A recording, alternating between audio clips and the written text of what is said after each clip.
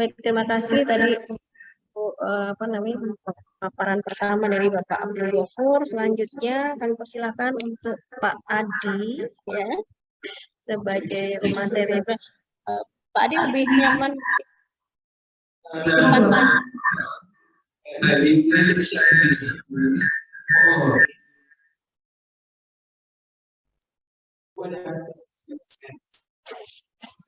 Sambil menunggu Pak Adi, saya perkenalkan kembali karena sebagian yang ada di sini sudah kenal ya dengan Pak Adi. Pak Adi, saya bingung kalau harus menyebut gelarnya ini apa, titelnya di belakang itu panjang. Setnya itu panjang sekali. Title.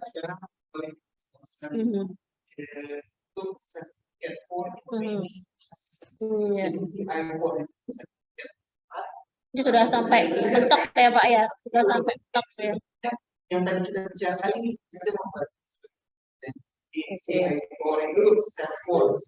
ya.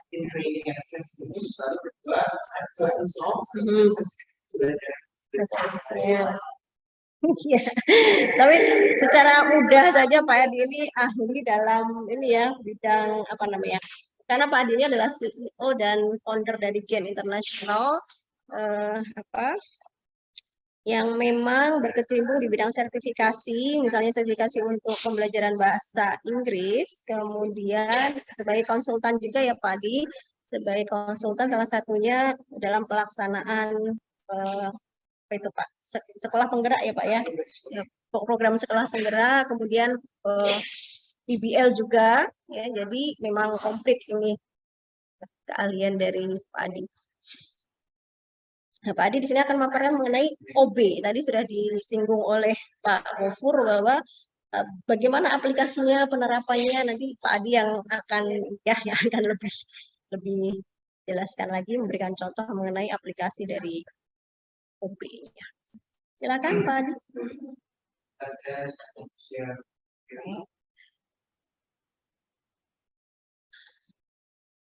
Selamat datang juga kepada tim Gen. There is Maria Angelica, Ricardo, and Dr. Mirsa.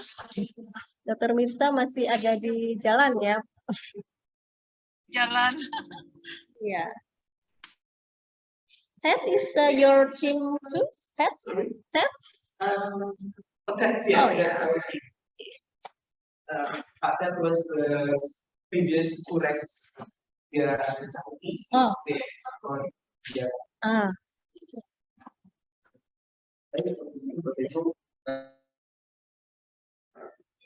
Okay, Bismillahirrahmanirrahim. Assalamualaikum warahmatullahi wabarakatuh. Later my material will be shared by Ibu.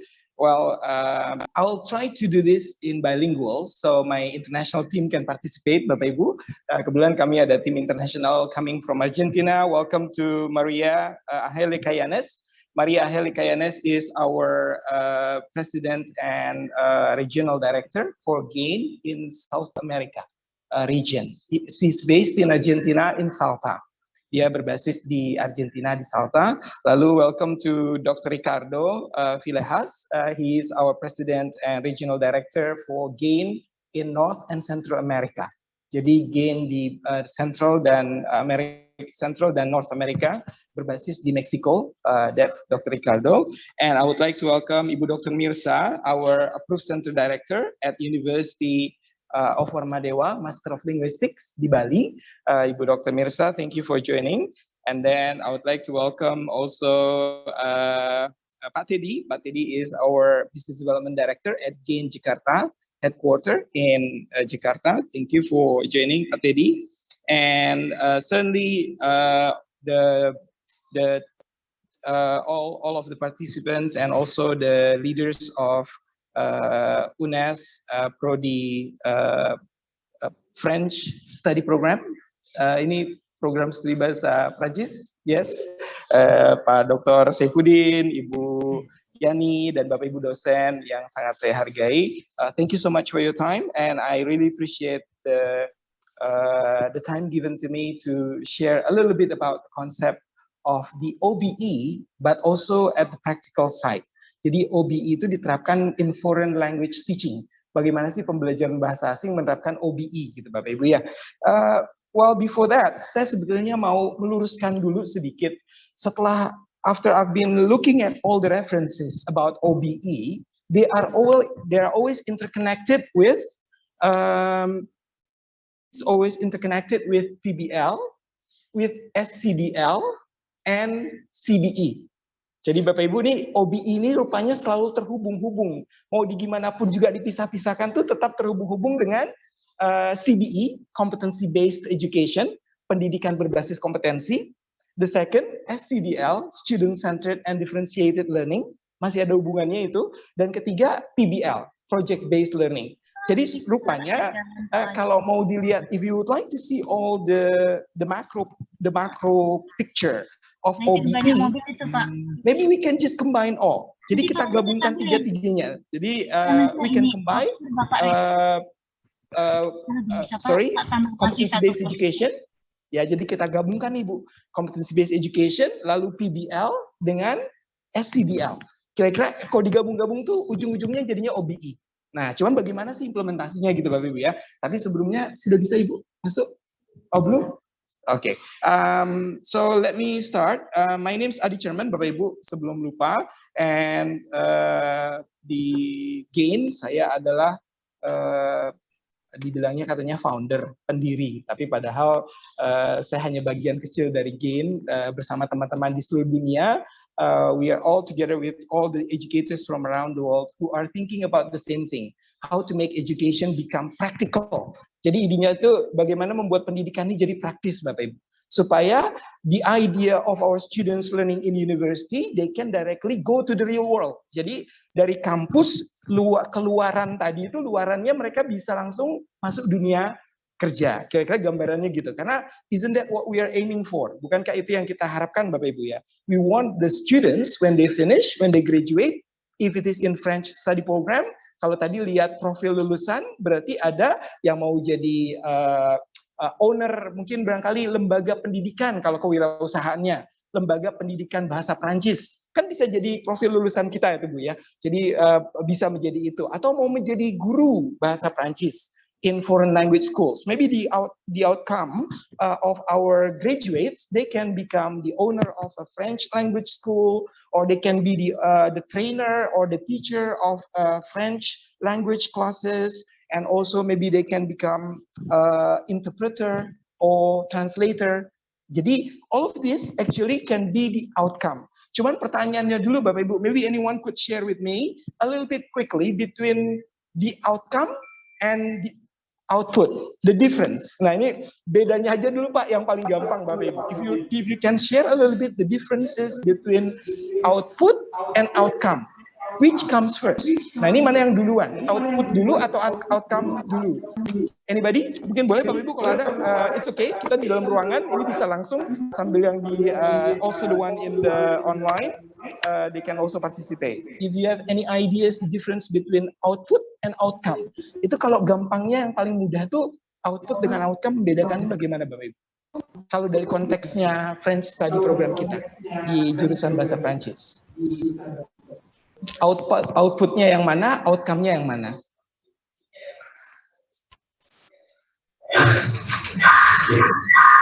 Maybe sorry.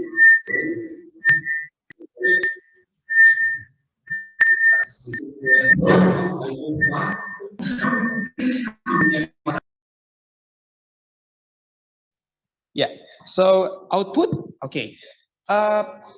Jadi ada, if you look at my slide,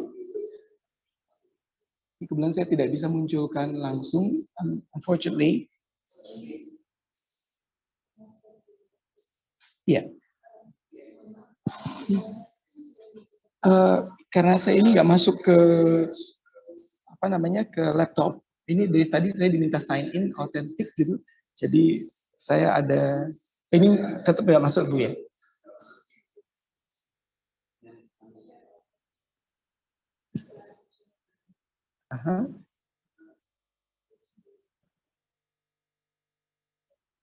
Oke.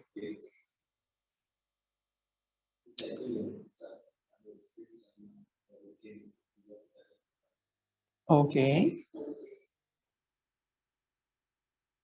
Alright, so if maybe while waiting, Bapak Ibu sambil menunggu. Jadi outcome and output. Basically kalau input, process, output, and then outcome. Is that the process? We agree Bapak Ibu ya. Input, process, output, and outcome. So in that process, jadi di proses itu kalau input itu kira-kira aim-nya apa Bapak Ibu? Input dari anak murid ketika masuk ke French Study Program, ke jurusan bahasa Prancis kita, input pertama yang kita harapkan tuh mereka memiliki kompetensi atau baru know-how saja sebetulnya. Ketika mereka pertama kali, when the first time they come to French Study Program, ketika mereka masuk ke jurusan Bapak Ibu, harapan kita itu apa sih terhadap input kita, terhadap mahasiswa kita? What do you expect? Harapan Bapak Ibu itu apa pada saat mereka baru masuk?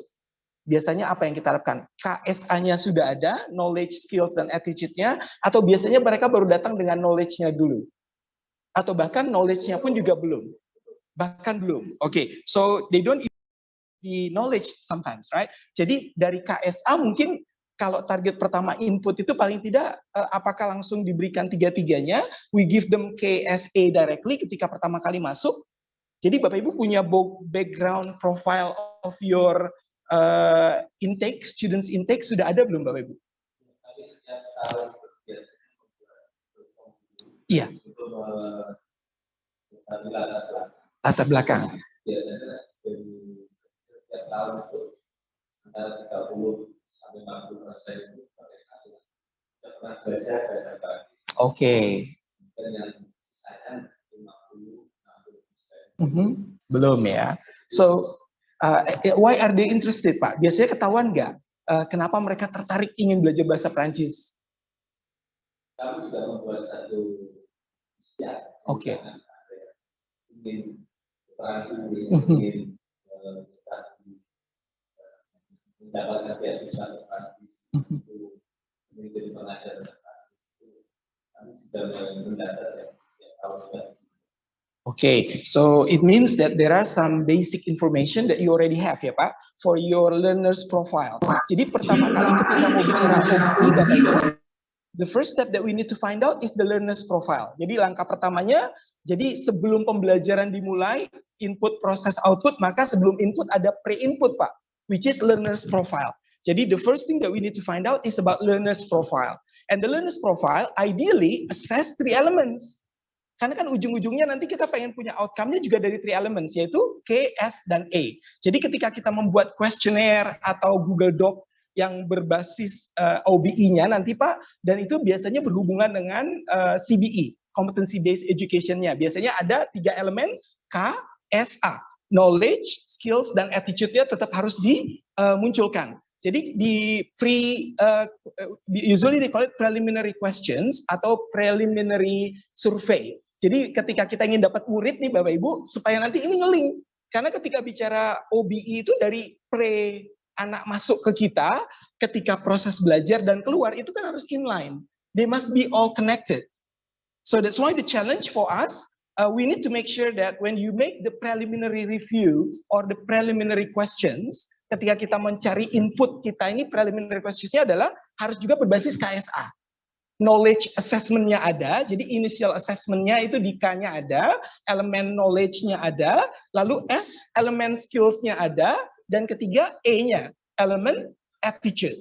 So when we are making the preliminary interview or the preliminary questions or preliminary questionnaire, dan Bapak Ibu include the KSA.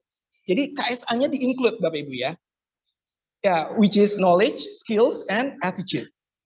Jadi ketika nanti Bapak Ibu sudah punya learner's profile, when you create your learner's profile, it will include the KSA. Jadi ketika mereka masuk di semester 1 pun, Bapak Ibu udah bisa lihat nih, berapa anak yang punya K-nya tentang pembelajaran bahasa Prancis. Berapa anak yang memiliki skills memang sudah bisa menggunakan bahasa Prancis. Karena when we are talking about foreign language, there are 2 elements, Ibu, for the skills. And if it is language teaching, pengajaran bahasa asing, 2 elements. The first is their language proficiency kebahasaannya. Kedua, their teaching skills. skill pengajarannya, karena kan mereka mau menjadi guru nantinya. Berarti ada dua elemen skills yang kita harus lihat. The first is language proficiency, and the second teaching competency. Skillnya tuh itu. Nah, on the first side, language knowledge juga sama. Ada dua knowledge-nya Bapak Ibu yang harus di-assess. Okay, so on the knowledge part, boleh saya tulis-tulis Bapak Ibu? Ada di, okay, I will need to do you have that? Oh no, it's okay, no problem.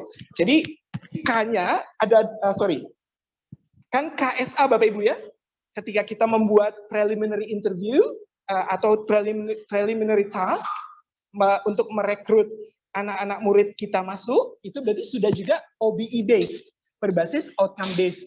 Caranya gimana? Dari awal kita sudah mendapatkan elemennya. Oke, thank you. It's okay, Bu. Nah, di sininya aja nggak apa-apa. Thank you. Jadi ketika, okay. Ya, miringkan sini aja, Pak. Miring. Nah, it's okay. Ya. Oke, is that okay? Okay, good. Jadi,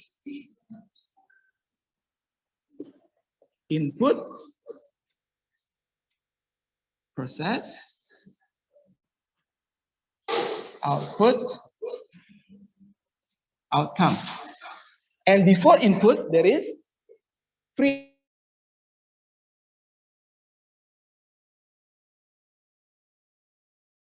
input. Right? This is to find out your learner's background profile. Okay? Profile, latar belakang, ya, siswa. Latar belakang siswa. And the profile of your learners, ideally, is assessed also based on the OBE. Targetnya juga dari kuesioner melihat latar belakang peserta pun, ideally it is assessed by using OBE and CBE, competency based, which include the element of KSA. The K for language teaching, there are two. The first is the knowledge of their language proficiency, kemampuan bahasanya. If it is in French, then their French language proficiency. And then the second, their knowledge about language teaching. Karena ada teaching knowledge kan Bapak Ibu ya. Jadi pedagogi, metodologi, that goes to the knowledge of language teaching. And then the second, for the skills, the same. You have language skills, which is macro skills, include 4 elements, right? Speaking, listening, reading, and writing. When we talk about foreign language. And then there is also teaching skills. So in the preliminary task to find out the profile, we already aim it here. Jadi pas dibuatkan Google Doc-nya itu, Bapak Udin, itu bisa dibuatkan sudah mengarah begini Pak formatnya. Sehingga nanti kita sudah punya tahu nih, profile background murid kita itu, kalau mereka mau masuk ke sini itu memang sudah nyambung belum gitu. Karena outcome-nya nanti, ujung-ujungnya ini juga yang akan dilihat. Cuman setelah diproses, jadinya apa kan gitu Bapak Ibu ya. So that's why it's important for us to find out at the beginning, before you get your students, do an initial assessment review for learners background profile. Jadi kita ada review assessment awal untuk calon mahasiswa untuk melihat profil mereka. Nah profilnya itu dilihat dari KSA. Yang disebut sebetulnya ini kalau dari zaman dulu dikenalnya sebagai competency based education. Tapi setelah saya lihat kemarin di materi kita pun ini juga yang dipakai sebagai profil kita, sebagai profil lulusan. Nah ini kan amazing, makanya mau dipisahkan bahwa competency based dengan OBE nggak bisa, because it's one package. Outcome based education, competency based education, project based learning, they're all integrated, interrelated, gitu Bapak Ibu ya. So and the attitude the same. Cuman bedanya ini attitude-nya towards the language use, penggunaan bahasa, apakah dia cinta dengan bahasa Perancisnya gitu. Mau nggak dia pakai di luar? When they are going out, are they going to use French? When they are outside the class, do they speak French with their friends, with their lecturers? Or they're not? Atau mereka keluar nggak mau juga pakai bahasa Prancis. So there is still problem with the attitude. Seberapa dia mau menggunakan bahasanya itu di dalam dunia nyata. Later I will come to my presentation. And the second one is the attitude of teaching. Teaching application or teaching usage. When they teach, are they actually wanting to become a teacher? Sikapnya itu benar-benar mau menjadi guru yang memang mau mengajar, atau they're just becoming French teacher karena no other option. Ini kan bisa kita nanti pantau nih. Nanti tinggal pertanyaannya yang perlu maybe we need to explore nih Pak. Pertanyaan-pertanyaannya seperti apa sih? Yang kira-kira mengarahkan kita pengen tahu, ini anak masuk jurusan saya, itu sebetulnya karena memang pengen menjadi guru, atau ingin menjadi translator, atau ingin menjadi pengusaha lembaga bahasa, atau ingin menjadi pekerja di perusahaan Prancis misalkan gitu. So we can already see it from here. Nah ini biasanya disebutnya sebagai preliminary survey. Preliminary survey.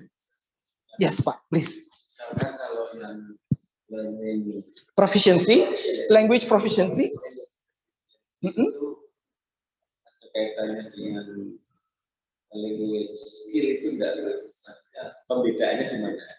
Jadi kalau proficiency dia lebih ke knowledge-nya Pak, ke grammarnya, tata bahasanya, kepada fonologinya. So it's more about the language knowledge. Jadi keilmuan kebahasaannya. Tapi kalau yang skill ini, kalau dalam pengertian profisiensi itu biasanya dicampurkan dengan keterampilannya. Iya. Yang keterampilan bahasa itu juga. They call it proficiency ya Pak ya. That's true. Sebetulnya makanya for me, this I would call it not proficiency, competency. So the whole lot we call it competency, language competency. But proficiency based on knowledge, skills based on communicative skills. Nah, so that's why if we talk about the language proficiency, it goes to the knowledge of the language. Oke, Bapak Ibu ya. But when it is true Pak, in Indonesia, proficiency is still considered including knowledge, skills, and the attitude towards the language. That's why you call it like seperti TOEFL atau IELTS itu namanya proficiency test gitu. Masih disebutnya proficiency, padahal sebetulnya proficiency-nya itu mungkin kan kalau dibilang proficient itu mahir. The actual meaning of proficiency is because you've done it again and again so many times, then you become proficient. Itu artinya proficiency. Karena dilakukan berulang-ulang, kita menjadi proficient. Itu definition of proficiency. Jadi ketika dia sudah terjadi, maka semuanya ini nanti menjadi satu nih ketika dia di bidang language-nya ya. Tapi kalau teaching-nya tentu dia belajar lagi karena itu the other part. So kalau nanti misalkan kita membuat when we are making our preliminary questionnaire, jadi untuk merekrut mahasiswa baru Bapak Ibu, maka 3 elemen ini di-include di dalam task-nya. Karena ini nanti ujung-ujungnya menuju kepada OBE-nya. Gitu Bapak Ibu. Oke Bapak Ibu ya. Any questions from here? Why I start from here? Kenapa saya mulainya dari sini? Why do I start from this area? Number one, because OBE, jadi when we talk about OBE, it's all about learner-centered approach. Jadi kalau ngomong OBE itu intinya tentang pembelajaran berbasis murid, Pak. But the targetnya, we are making students ready for the world, gitu. Makanya ini agak sedikit nantinya akan menjadi dilema bagi kalangan kampus for higher education. Karena ini kan kerjanya politeknik gitu loh kan. Bukan kerjaan kami ini akademik gitu kan.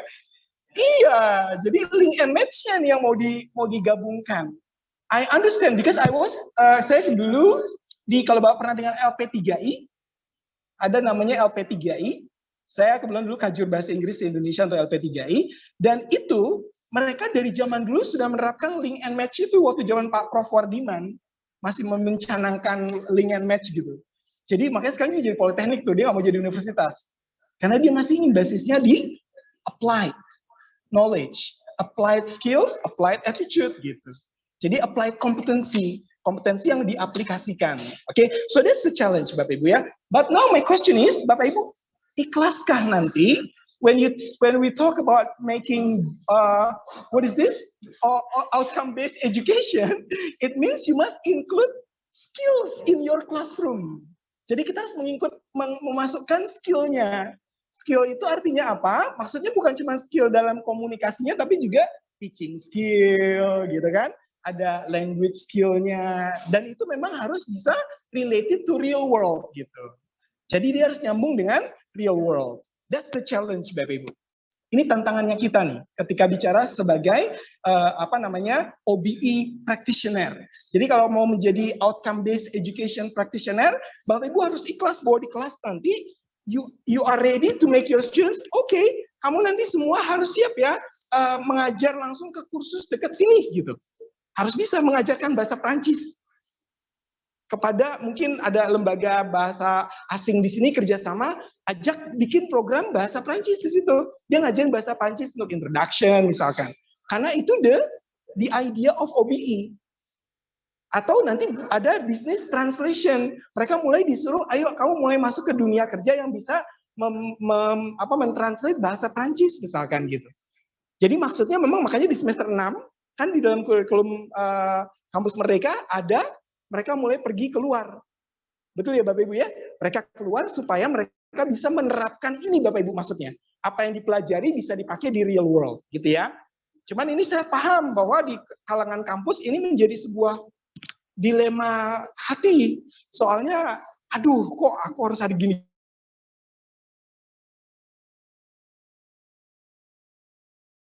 Beginian sekarang gitu. Karena dulunya kan kita nggak ada begini. Knowledge, pengetahuan untuk akademik gitu ya Bapak Ibu. Ini tantangan pertama nih yang nanti kalau menerapkan OBE. Oke, next berikutnya Bapak Ibu. Nah, kita lihat ya. OBE itu kontroversi. Nah, tadi yang mana Bu sebelumnya? Kontroversi. Nah, iya. Kontroversi. Kenapa kontroversi? Karena itu tadi ini tuh dimasukkan ke dalam dunia akademik. Padahal OBE itu adalah applied competency. Ini tantangannya dunia akademik nanti menerima ini itu. Aduh, kok harus begini-beginian segala ya? Ini kan kerjaan politeknik gitu. Itu yang tantangan paling besar yang saya perhatikan dari berbagai kampus yang mencoba menerapkan itu, merubah mindset bahwa kampus kami tidak lagi only knowledge based, tapi mulai sekarang competency based. Yang berarti KSE, 3 elemen itu. Oke Bapak Ibu ya, so this is the challenge, ini tantangannya kita nih, nanti menerapkan OBE ini. Karena dari waktu tahun-tahun 90-an OBE di launch, when OBE was introduced in 1990s, there were some excitements, ada yang semangat, wah keren idenya bagus. There are also some people are confused. What are you trying to do to the academic world? Kalian mau ngapain dunia akademik? Kok begini kan sudah ada politeknik? Gitu. Ini dulu nih dari zaman 90-an sampai sekarang rupanya masih kasusnya sama Bapak Ibu. Still the same problem ya. So that's why there are some misunderstanding and controversy. Tapi nggak apa-apa, makanya ini kita pelan-pelan coba link and match-kan lagi Bapak Ibu ya. We try to link and match. How to connect the two. Okay? Alright. And then next Ibu. Nah, this is something that we must start to be ikhlas also. Ini juga harus ikhlas di yang ini nih Bapak Ibu. Selama ini kalau di dunia akademik kan semuanya tentang dosen dong. Kita dong yang ngatur ya kan. Kamu mengikut aja namanya mahasiswa kan gitu ya. Nah ternyata dengan OBE nggak bisa gitu lagi Bapak Ibu. OBE is all about your students. Jadi OBE ini nanti semuanya tentang anak murid kita. Makanya kenapa dari pre-inputnya Bapak Ibu sudah punya tentang siswanya gitu. Makanya kita harus tahu betul KSE-nya mereka, karena nanti sepanjang prosesnya itu nanti menuju outcome-nya juga KSE. Yang tadi Bapak Ibu sudah saya lihat tuh di dalam hasilnya pun sudah ada pengetahuan, ada skill-nya, keterampilan, dan ada sikap PSK-nya kan. Jadi sudah ada itu. Betul ya Pak? PKS ya, jangan PSK ya, PKS saja. Iya, PKS, oke? Okay? The knowledge, skills, and attitude. Kata balik-balik Pak ya, betul. Tapi the problem memang itu Coba, ayo kita jujur sama-sama Bapak Ibu. Let's be honest ya. Are you ready to make everything about your students and the way you lecture will be totally changed? Jadi Bapak Ibu siap nggak? Jadi cara kuliah sekarang udah nggak kayak dulu lagi. Masalahnya itu mahasiswanya belum tentu memiliki orientasi. Nah, that's right. Betul Bapak Ibu. Karena masuk Pilihan mereka atas profil juga tidak murni. betul. Ada juga berasal dari mobilitas kedua, ketiga, dan seterusnya. Iya, bahkan ada yang sisa Pak ya. Karena nggak ada pilihan lain. That's true. Kita ingin kalau motivated student ini Enak ya, tapi kalau yang masih iya. ya, mereka malu saja. I agree, Pak. Itu tantangannya, Pak. Jadi gini, makanya kenapa kalau yang abu-abu tadi, kalau dimasukin politeknik jadi nggak, Bapak Ibu? Kalau yang abu-abu gini nih, yang setengah-setengah dimasukin politeknik jadi nggak? Nggak bakal jadi juga, karena emang abu-abu. Jadi dimasukin akademik juga sama, nggak bakal jadi juga, karena dia abu-abu. So what do we have to do? Waktu saya di Australia, kebetulan saya bidangnya training and assessment. Sebetulnya yang kita bahas nih tenang training package, bagaimana mendesain kurikulum, membuat kurikulum berbasis kompetensi. Makanya kok di sana Bapak Ibu, gampang sekali membedakan antara kurikulum akademik dengan kurikulum berbasis kompetensi. Kalau di kurikulum akademik, itu masih menggunakan saya mampu. Ya kan begitu. Kalau di sana keluarannya bukan begitu, tapi unit kompetensi Bapak Ibu. The outcome of competency based education is competency unit. Maksudnya gimana? Oke. Bapak Ibu, kalau misalkan di sini ya, for example, you want to produce a French teacher. Gitu kan ya? French language teacher. Targetnya kan itu. Berarti di outputnya mereka harus punya apa Bapak Ibu untuk bisa jadi French teacher? Ini. Betul ya Bapak Ibu ya? KSE-nya seorang French teacher. Yang berarti ini nih harus ada ke semua elemen ini. Kan gitu. Lalu prosesnya yang Bapak Ibu kerjain apa? Yang tadi disampaikan Pak Dr. Udin. Bahwa di sininya kalau merekanya belum siap, berarti di prosesnya kerjanya lebih keras, mesinnya kerjanya lebih luar biasa. When you have students who don't know anything about French or Mandarin or Arabs or English, the work that you have to do, berarti harus dikasih proficiency dulu, improve their language proficiency. Berarti dilatih dulu nih knowledge tentang kebahasaannya. Terus kalau dia sudah punya, lebih gampang. Kalau dia sudah punya French knowledge sebelumnya, lebih mudah, betul nggak Bapak Ibu? Kerjanya di sini nggak terlalu keras. Cuman kan seberapa banyak anak SMA, kecuali dia dulu jurusan bahasa, yang sekarang sudah nggak ada. Dulu kan di SMA ada jurusan bahasa Bapak Ibu ya. But now we don't have it anymore, udah nggak ada. Berarti sekarang mungkin modalnya makin lebih sedikit anak-anak kita, kecuali kalau dia senang dengan barangkali budaya Prancis. Dia senang dengan lagu-lagu Prancis, dengan seperti Korea itu loh, demam Korea itu makanya luar biasa. Makanya kalau sekarang Korea buka jurusan tuh rame loh Pak. Buka ya, langsung rame. Kenapa? Karena memang the context is supporting. Dunia mendukung. Jadi itu semestakung itu. Semesta mendukung itu kalau Korea itu. Nah French kalaupun begitu maka jadi luar biasa. Bagaimana membangun the love of French culture, seperti K-pop culture. Ini the challenge sebenarnya Bapak Ibu ya, in foreign language learning. Makanya kenapa, if you want to see the process for you, tinggal melihat kan Bapak Ibu nih, hasil dari sini nanti. Kalau misalkan, di sini baru 30%, berarti nanti untuk memproduksi, makanya kenapa mata kuliahnya, SKS bobotnya itu harusnya bergantung daripada input dan pre-inputnya. Karena kan Bapak Ibu di Kampus Merdeka punya kebebasan menentukan bobot. Boleh nggak Bapak Ibu bobotnya? Diatur. Bobot nggak boleh. Yang boleh diatur? Bobot nilai maksud saya. Bobot nilai bisa ya? Jadi arti... Iya, betul. Jadi maksud saya, tapi freedom-nya ada di Ibu ya. Di Bapak Ibu sebagai pengelola program, berarti boleh mengatur nih. Sehingga nanti kalau anak-anak yang baru 30% berarti banyakin project-project yang berbasis kebahasaan gitu. Yang meningkatkan kemampuan berbahasa. Kalau masih 0% berarti 100% masukin project. Berarti nanti di bobot pembelajarannya lebih banyak kegiatan berbasis project misalkan gitu.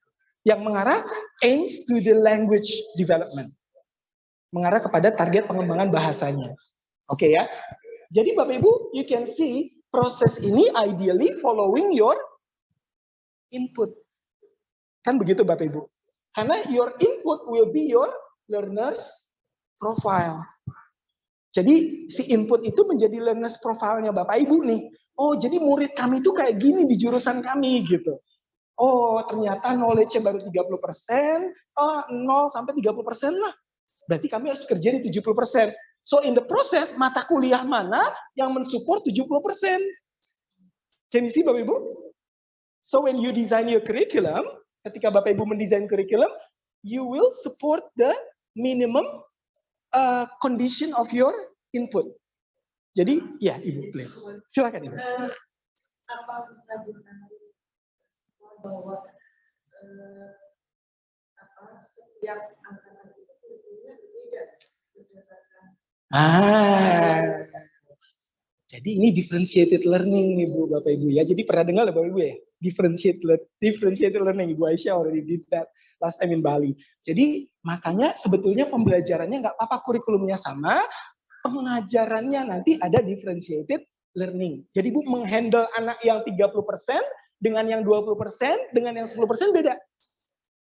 Gimana caranya? Bukan kurikulum yang berubah, metodologi pengajaran. Jadi nanti strategi pengajarannya yang diatur. Kemarin kalau di kelas kami itu bahkan cara buka kelasnya anak yang 10% beda tugasnya Bu. Beda, tapi satu kegiatan Pak. Isn't that right? Satu kegiatan, contohnya nih, kalau anak yang 10%, paling pertanyaan Bapak Ibu misalnya gini, okay, who knows where is Eiffel Tower? Siapa yang tahu Eiffel Tower ada di mana? Itu kira-kira pertanyaan anak yang 10%, 20% atau 30%? 10 lah ya, tapi semuanya bisa jawab kan, itu 10, 20, 30 kira-kira kan gitu. Terus untuk 20% naikin sedikit pertanyaannya, adanya di kota mana? What city is it in? Ada di kota mana? Oh itu kan udah nambah tuh, oh dia harus tahu geografi sedikit, berarti sudah 20%, 20% of knowledge. Ketiga, bahasanya apa yang dipakai di sana? Oh Perancis. Anybody can introduce yourself in Perancis ini yang untuk 30%?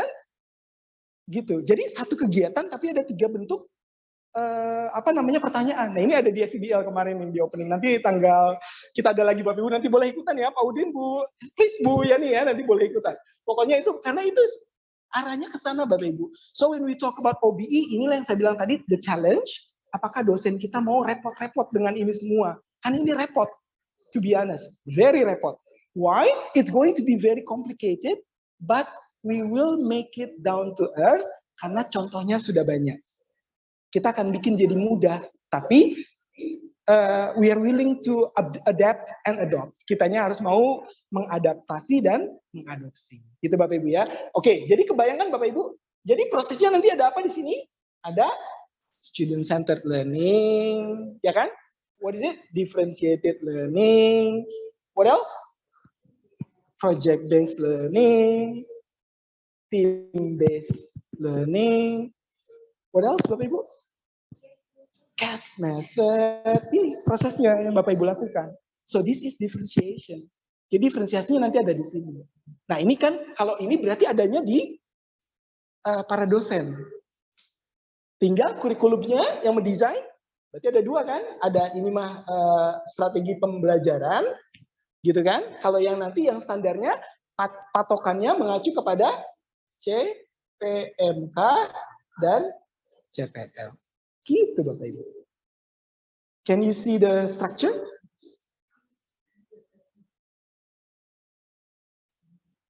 Please, if you have any questions. Sebelum kita biar sinkin dulu nih, biar nyambung dulu ke dalam. If you have any questions, please Bapak Ibu.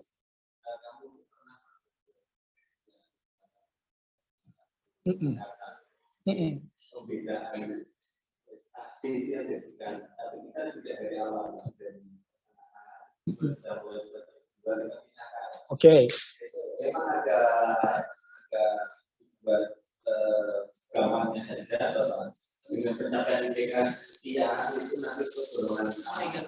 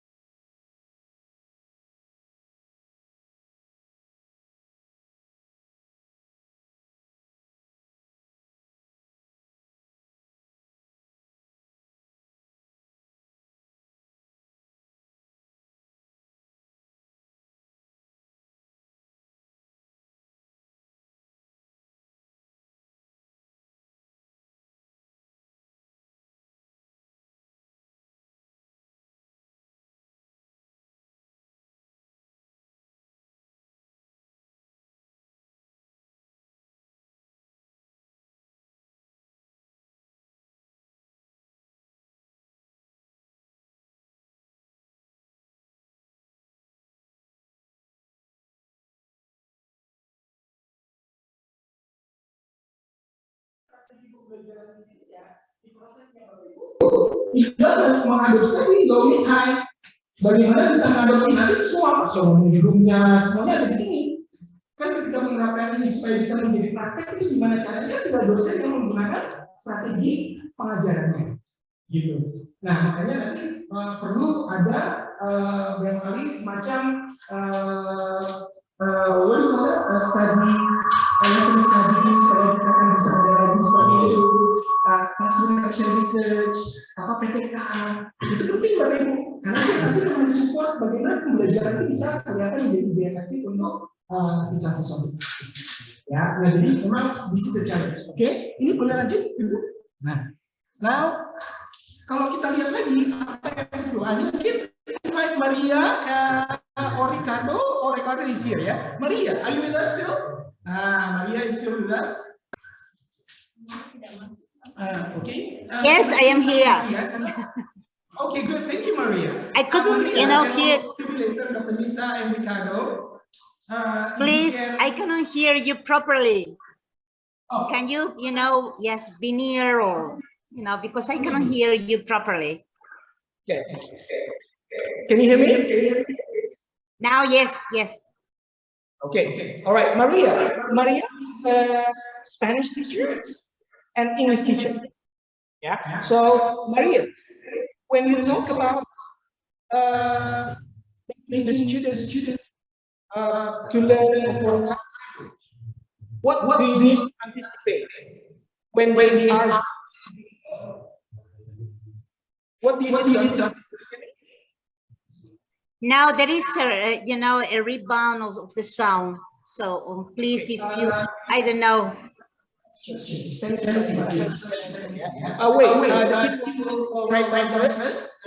is an echo, yeah. Oh, there is an echo. What can you do to make the Spanish teacher handle the lower level students? Yes. Okay, that's the question. Yeah, maybe Maria can answer. Okay, while waiting, Maria. Ibu boleh berikutnya. Okay, I need to go fast. Only 45 minutes, right? Okay. Next. Oh yes. Now excuse me. Yes, I have just read what it says. That how let me read this. Okay, what can you do to make the Spanish teacher and handle the low student? Well, here, especially here in my country, all languages, any other language that is not Spanish, it's for us a foreign language, you see? So because we speak Spanish in the whole country. So whenever you have, low students, we have to promote, them to use, the language in our lessons, and also to provide them with a lot of kinds of simulations, you see. So in order for them when they are outside or when there is a foreigner, when they are here, fortunately we have a lot of tourists that come from the Europe, we have from different parts of the world, so they are able to communicate, whatever language they're learning not only, you know, English, but could be French and also German. You know, those are the most language that the students learn here. So they can practice, you know, their language when they are outside, but, you know, in class, this is something that we do in class, in our classes. Why? Whenever we have students, you know, that they have very low proficiency, we have to make them improve that, giving extra lessons sometimes, giving extra practices, you know, giving a lot of more, you know, ways of making them to achieve their aims. You see, so as you mentioned, Avi, that student center is the most important thing. Yes, I totally agree with you, because this is what we are doing today. The pedagogy should be centered, should be students centered, not teacher centers anymore. So that is the shift that everywhere, I think all around the world is happening this. So the most important thing is, you know, the outcome, as you mentioned, you see. So the difference is between the, you know, the output and the outcome. Of course, the outcome is a result that we expect from them. So what do we expect? To be able, you know, to be, let's say, successful in life when they have to speak or when they travel. You see, many students travel to the outside world, you see, to different countries, and they need to communicate. So this is what they have to do. You see, and today it's much easier. Why? Because we have technology. Yes, thanks to technology, so the advances of technologies, communication is, you know, better. So what do we have to do? You see, so to teach them how to connect with others. Yes, how to connect with others, how they can collaborate among themselves, among students. You see, I mean, not only students but teachers, you know, the community. So they can, you know, collaborate, of course, you know, remember the 3 C's. I mean, to connect, to communicate, and to collaborate. So this is something they have to do. And sometimes we have projects, like, for instance, maybe one institution working with another institution, you know, from other countries. I mean, that is a very good way of improving, of letting our students to improve in the uses of the language, certain language, of course, in this case that you are dealing with French, you see. So this is the, to me, this is really very important, yeah? So this is what I can say. What else do you want me to say? Please, you know, ask me.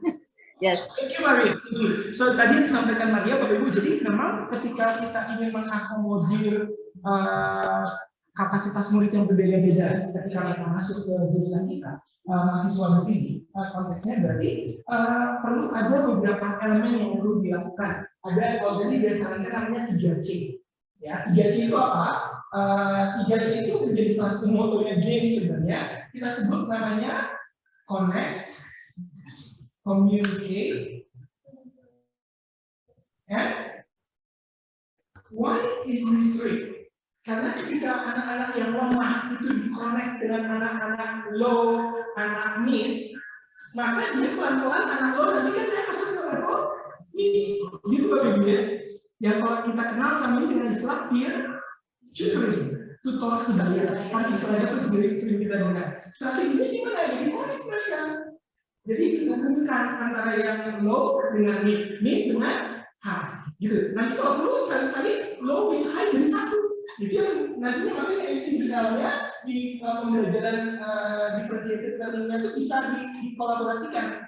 Kalau Bapak Ibu nanti kita bisa bikin workshop 1 hari, kita coba bikin di pengajaran bahasa Prancis, itu kira-kira implementasinya seperti apa untuk guru-guru calon gurunya. Lalu communicate, di situ mereka dibikinkan project. Nah di sini PBL bisa bermain, TBL bisa bermain, case methodnya bisa bermain, mereka berkomunikasi di situ. Dengan kolaborasinya apalagi semua elemen ini bisa diimplementasikan. Jadi implementasi dari 3C yang disebutkan Maria tadi itu akan membantu anak-anak yang bilang lemah untuk input yang di 10% atau 0% itu pelan-pelan naik menjadi 30% misalkan. Kalau kemampuan awal mereka ternyata kita lihat kayaknya rata-rata masuk kalau 30% dari outcome yang diharapkan 100%. Gitu Bapak Ibu ya. Jadi di sini memang memerlukan ini perlu ada kerja khusus untuk bisa mentabulasi hasil kuesionernya sehingga bisa dijadikan data statistik berapa persen sebenarnya rata-rata input kita, supaya nanti yang di proses ini bisa disesuaikan antara kebutuhan kurikulumnya dengan kebutuhan metodologi pengajarannya. Jadi nyambung nanti di sini Bapak Ibu yang dua ini, gitu ya. Oke, so thank you so much Maria. Can we continue? Yes, boleh kita lanjut. Jadi ketika mendesain OBE, cara berpikir kita itu terbalik rupanya Bapak Ibu. Tadi Bapak Ibu ingat saya mulainya dari mana pas menanyakan konsep ini? Dari ujungnya. Mau jadi apa sih lulusan kita kan gitu. Berarti kalau translator juga sama dong. Mau jadi pengusaha lembaga bahasa juga sama dong. Mau jadi tourism practitioner di bidang pariwisata juga sama dong. Berarti kita bikin di sini, lalu nanti diberikan outputnya, KSA-nya apa yang mensupport itu. Itu nanti sebenarnya akan menjadi CPL dan CPNK. Kan gitu ya Bapak Ibu ya. Jadi makanya kenapa outcome based disebutnya berbasis outcome, karena pola pikirnya mundur dari ujung ke depan. Jadi kalau kita bikinnya dari input, dari sini, jadinya nanti benturan di tengah-tengah. Bingungnya yang tadi disampaikan Pak Rudi tadi itu bahwa jadi selalu Pak di tengah-tengahnya susah mengenali semuanya. Tapi kalau kita dari belakang, dari outcome duluan, maka nanti ketahuan di sini kita mengharapkan apa, sehingga Bapak Ibu nanti punya minimum passing grade. Karena dari sini ketahuan yang saya butuhkan untuk mendapatkan ini itu minimum segini persen di sini di level inputnya. Sehingga Bapak Ibu nanti punya standar yang disebutkan sebagai minimum, bukan kriteria kelulusan, minimum kriteria penerimaan siswa. Gitu ya, saya ini ya, cuma karena memilihnya siapa yang layak untuk masuk sini agak sulit betul. Memang makanya kenapa? Karena dia kan pengetahuan Pengetahuan belum masuk ke dalamnya ya. Salingan masuk pun tidak ada bohong Prancis. Nah, itulah salah satu misi intinya. Betul, makanya itu misi intinya Bapak Ibu. Jadi misi intinya kita ngomong OBE, maka salinan tes masuknya juga harus mulai OBE based gitu, berbasis outcome based gitu, supaya lebih nyambung. Makanya ini memang sistem yang boleh dibilang masih sangat masih sangat dini, tidak apa Bapak Ibu ya, karena pemerintah tidak begini, tapi kita mencoba menyiasati perlahan-lahan gitu. Mudah-mudahan nantinya kita tidak gitu ya, karena perlu proses panjang ini Bapak Ibu ya. Karena ini sebetulnya bukan hal baru. OBE ini bukan hal baru kalau Bapak Ibu lihat itu betul. It's actually something that you've done in the past. Sebenarnya dari zaman dulu udah ada ini, betul nggak Bapak Ibu? Cuman kendalanya apa? Sekarang dijadikan standar. Makanya sekarang semuanya repot. Kalau dulu kan inisiatif kita melakukan ini secara mandiri. Sekarang dijadikan standar pemerintah. Makanya semuanya jadi yang mau memaksakan diri. Ya, Bapak Ibu ya. Jadi kita mundur Bapak Ibu berpikirnya. Makanya kenapa ketika mendesain OBE, ideally Bapak Ibu mendesain dulu kriteria lulusan, profil lulusan kita. That's the power. Jadi powernya harus ada di situ. Supaya jadinya link and match. Kalau nggak bisa link, jadinya bisa link and bisa match. Jadi bukan link and match ya. Bisa link, bisa semua. Soalnya di sini ini kita lihat ujungnya gitu kan. Nanti kita lihat dari research tadinya. Jadi apa? Lo ada masuk perbankan? Nah lo. Kalau perbankan jadi perusahaan asing, banknya Prancis ya apa? Masih ada nyambungnya. Gitu kan? Ini sebagai apa penerjemah atau dia sebagai bagian apanya yang di dalam dokumen bahasa Prancis masih bisa. Tapi kalau misalkan tadi saya lihat juga ada lulusan yang bekerja di sama sekali tidak berhubungan dengan dunia bahasa Prancis ada juga ya. Nah itu berarti yang mana nih gitu. Nah, jadi maksud saya kenapa perlu supaya kita bisa lihat betul nanti apa yang dibutuhkan oleh input. Jadi kalau kita sudah punya output, Bapak Ibu, standar output, makanya waktu saya di Australia, ketika saya mengambil training dan sertifikasi itu, saya pertama kali ditanyakan dulu sama dia waktu mau placement. Why do you want to become a trainer and an assessor? Katanya kenapa mau menjadi seorang trainer dan asesor? Ditanya sama dia, apa dream kamu? Ya saya sampaikan bahwa saya ingin menjadi pelatih bukan cuma untuk bahasa Inggris, tapi saya ingin menjadi pelatih metodologi, pelatih pedagogi, pelatih cara mulai membuat kurikulum, material development gitu. Akhirnya mereka bilang, oh ya itu ada di dalam kriteria kelulusannya. Berarti kamu bisa masuk ke program ini, gitu Bapak Ibu. Kan bisa saya bilangnya, oh karena saya pengen bikin lembaga pendidikan, mungkin namanya nggak bakal boleh. Oh, kamu salah. Bukan di sini, maksudnya nanti ke bisnis kan, management gitu. Nah itu kan ya Australia ya, karena memang sudah kompetensi based berbasis kompetensi, gitu ya. Oke, nah terus berikutnya next. Boleh saya next Ibu?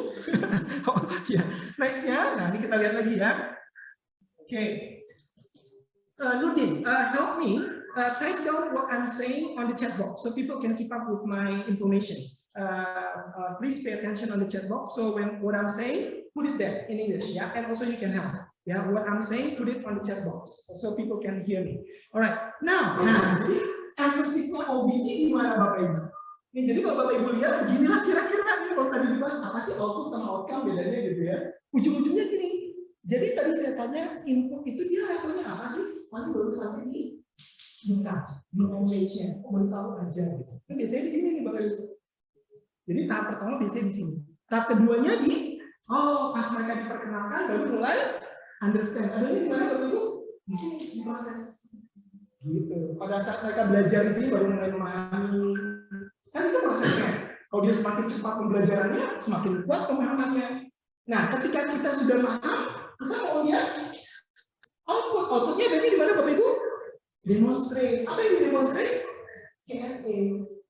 Knowledge-nya tentang bahasa Prancis, knowledge-nya tentang mengajarkan bahasa Prancis, gitu kan? Lalu skill-nya menggunakan bahasa Prancis sebagai guru bahasa Prancis, skill-nya mengajarkan bahasa Prancisnya. Nah, itu adanya di demonstrate. Makanya kalau di competency based education, mereka harus praktek ngajar untuk bisa dapat sertifikasi. Nggak bisa, makanya sertifikasi itu butuh portfolio dan video atau workplace observation. Langsung. Jadi saya mau jadi trainer, saya sering ngajar di salah satu grup di Australia, mereka trainer saya ada di dalam observasi dengan seizin saya. Dan tidak boleh mengakses tanpa seizin yang diakses. Karena itu ada namanya aturan main dalam assessment, Ibu. Harus fair, harus tidak boleh membuat peserta yang di assessment menjadi stres. Nah, itu ada aturan main. Itu adanya di output. Jadi kalau mereka bisa menunjukkan saja, baru namanya output kita berhasil. Our output is successful. Bah, kalau mereka demonstrasinya aja belum bisa, berarti masih ada yang kurang nih di sini ya, di prosesnya Bapak Ibu. Apakah di kurikulumnya ada yang kurang, membuat penilaiannya atau membuat kegiatannya, atau dibentuk-bentuk metodologi strategi pembelajaran. Itu Bapak Ibu ya. Nah, jadi makanya kenapa ketika menerapkan OBE harus nyambung sama professional lecturer development. Learning and development-nya para dosen harus nyambung. Karena soalnya nanti banyak tuntutan untuk bisa membuat berbagai macam strategi pembelajaran yang baru. Jadi bukan lagi kayak lecturing, memberikan materi, lalu mereka ditunggu untuk memberikan kerjaannya, tugasnya. Sudah tidak bisa pakai metode itu lagi. Jadi metodenya benar-benar dikasih tugas, mereka praktekkan, bikin kelompok, presentasikan, maju, tempatkan ke dalam dunia kerja. Benar nggak terpakai? Gitu. Kalau OBE ngomongnya seperti itu. Apa yang dipelajari, diuji cobakan, dipraktekkan, diakses, masukkan lagi ke dunia kerja. Benar nggak? Kalau nggak berarti bukan itu. Berarti belum benar nih sistemnya. Kalau OBE memang semuanya ada di real. Makanya nanti ujung-ujungnya mereka menjadi nikah. Yes. Untuk outcome memang core kita itu kan ke pendidikan ya Pak. Karena ijazahnya kan sarjana pendidikan. Sementara kalau dilihat dari market sinyal itu yang terserap menjadi guru itu hanya pada kisaran 20-30%. Dari itu kemudian muncul outcome yang didasarkan dari pressure alumni itu ada yang bekerja di bidang perumahan, bidang kesekretariatan, atau di luar yang inti. Pertanyaan saya begini, outcome itu manakala kita mau beberapa, itu bagaimana strateginya? Apakah harus ada perundangan? Apakah nantinya ada konsentrasi atau semacam apa? Yes, itu jawabannya Pak, konsentrasi. Sebenarnya di konsentrasi, jadi nanti semester 1 sampai 4 atau 1 sampai 6 misalkan gitu. Ini masih materi inti kita. Nanti di 78 atau di 678 sekarang boleh 6 udah boleh keluar. Ya kan di 678 baru mereka masuk ke konsen. Meskipun nanti tetap saja kita tidak bisa mengubah ya, tetap Betul. intinya SPB, tapi dia dari sono kemana, ke pengajar atau ke penerjemah. Gitu. Jadi nanti bikin konsentrasi saja Pak.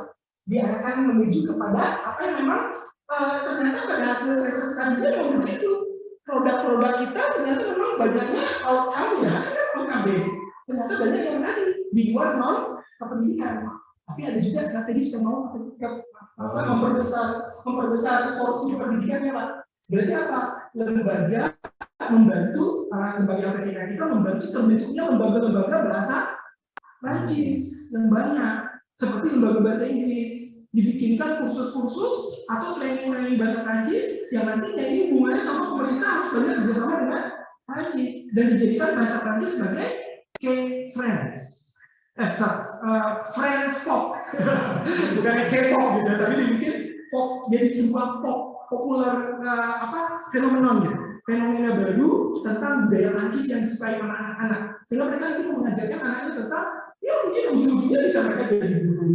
Saya setuju kan, bisa memperbesar yang wilayah itu pada demonstrasi output itu kita beberapa waktu itu ada sekarang ada magang bersertifikasi. Betul. Dan mahasiswa itu juga mengikuti satu platform atau apa gitu ya. Jadi ada satu lembaga mereka memberikan kursus bahasa Prancis secara gratis. Yes. Nah, itu bisa ke arah situ ya. Bahkan kalau perlu dibikinkan komunitas dong. Ya. Jadi ada komunitas atau asosiasi guru-guru Prancis junior misalkan gitu. Ya. Jadi dibuatkan komunitas apa sih yang dilakukan oleh kementerian kita sekarang sebenarnya membangun komunitas guru belajar, komunitas dosen berkembang, komunitas kan begitu, dibangun komunitinya sehingga maka akhirnya itu menjadi sebuah budaya baru. Ya. Gitu. Jadi memang ada dua, kalau memang kita mau mengikuti research tadi, jadi kita menyiasati di konsentrasi. Tapi kalau kita ingin mengembangkan core-nya jurusan kita, maka otomatis kita membuat memfasilitasi apa yang dibutuhkan. Jadi lembaga bahasa Prancis dibikin asosiasi guru-guru Prancis muda yang memang nanti kalau ada kolaborasi nanti hubungannya nih dengan KTJ. Sekolah kita punya link dengan mungkin sekolah-sekolah di Prancis, ya kan?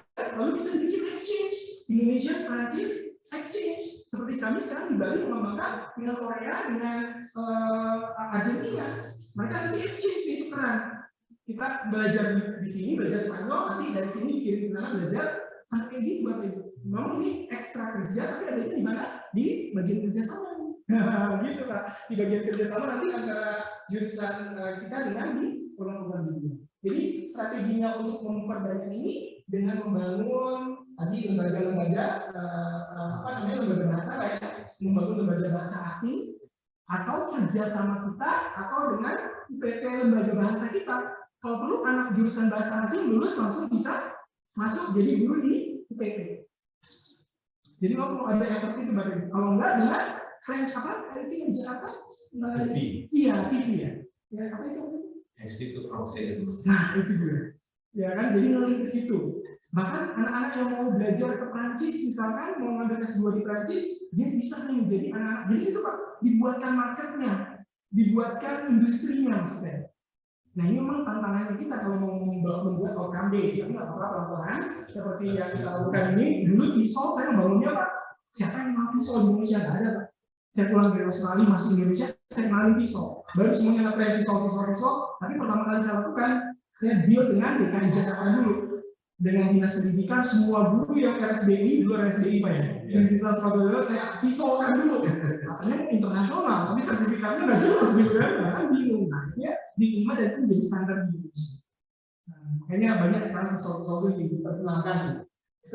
Selain lembaga bahasa, tadi community ya Pak. Jadi ada komunitas-komunitas ketiga 3C. Ini connect, communicate, dan collaborate dengan segala sesuatu yang berbau Prancis.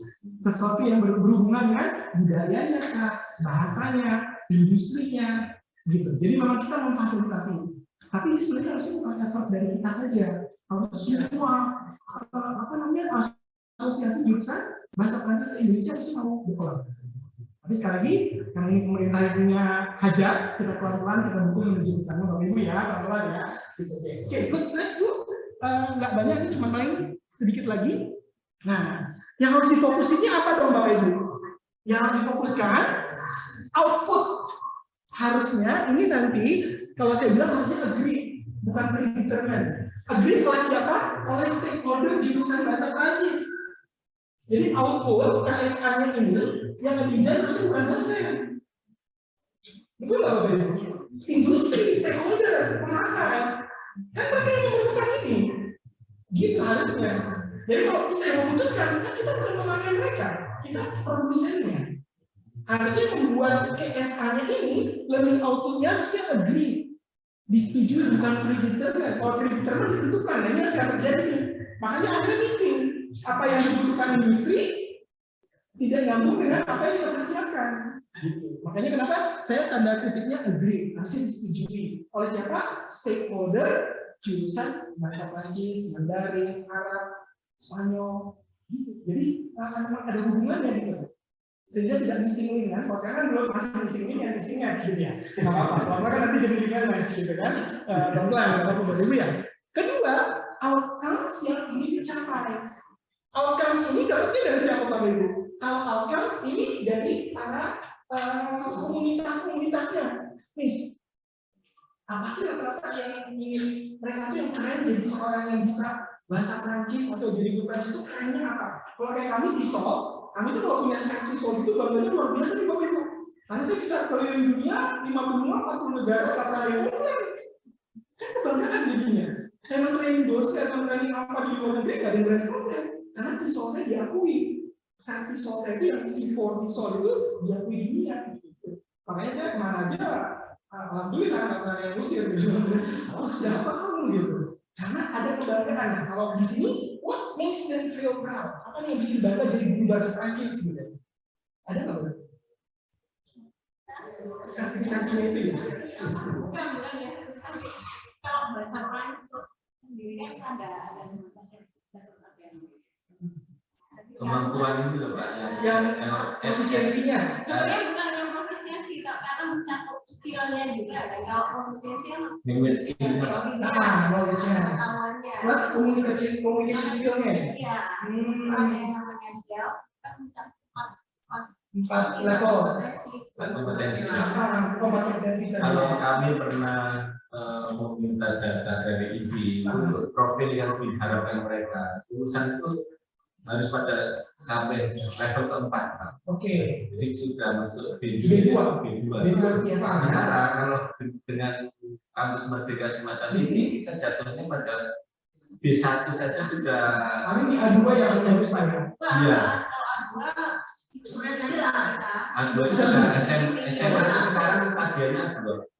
Kalau kita antara B1 itu ya masih 60% lah, masih 60%. Bagaimana effort kita bisa sampai ke B2 itu sendiri? Ya, itu supaya bisa memenuhi ekspektasi dari lembaga bahasa Prancis itu. Oke. 2 pertanyaan Pak. Ya. Pertama, ketika mereka punya sertifikasi dari Delft ini, apa sih yang membuat mereka bisa banggakan? Apakah mereka bisa bekerja langsung dengan dunia industri Prancis? syaratnya memang minimal. Jadi kalau mau jadi pengajar di lingkup bahasa Prancis yang internasional harus sampai level 4. Oke.